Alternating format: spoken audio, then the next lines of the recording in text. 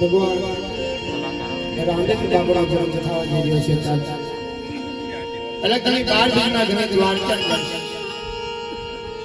એટલે બધાને નમ્ર વિનંતી કે ઊંચા આસને બેઠા હોય, ખુરશી ઉપર બેઠા હોય, ઉપર ઓટલે બેઠા હોય તો ઘડીક નીચે ઉતરી જાજો, ભગવાનને માન આપી અને પગની અંદર બૂટ કે ચપ્પલ પહેર્યા હોય તો ખાલી 2 મિનિટ કાઢી નાખજો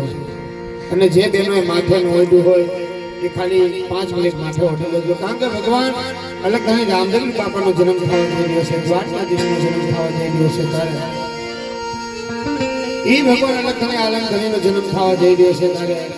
ઊંચા આસને બેઠા હોય તો ઘડીક નીચે ઉતરી જાજો, પગની અંદર બૂટ કે ચંપલ પહેર્યા હોય તો કાઢી નાખજો, જે બેનો માથે ઓઢ્યું હોય એ ઘડીક માથે ઓઢી જાજો, હાથની પગની કાંઈ આંટી વાળી હોય તો ઘડીક ખોલીને પણોઠી વાળી વ્યવસ્થિત બે જાજો, ખાલી વધારે સમયની 2 મિનિટ, કારણ કે ભગવાનનો જન્મ ઉત્સવ ઉજવવો છે દાદા.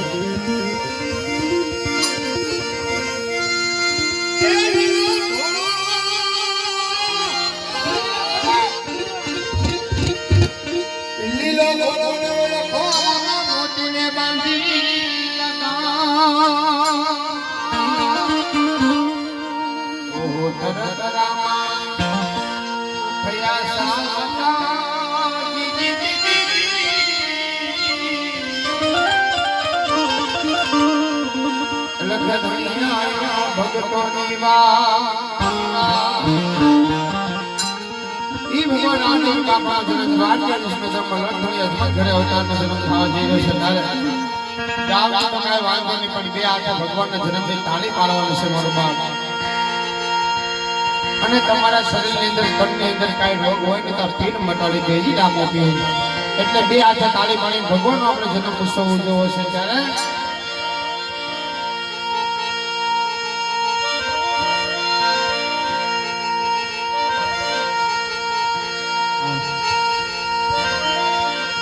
દ્વારકાથી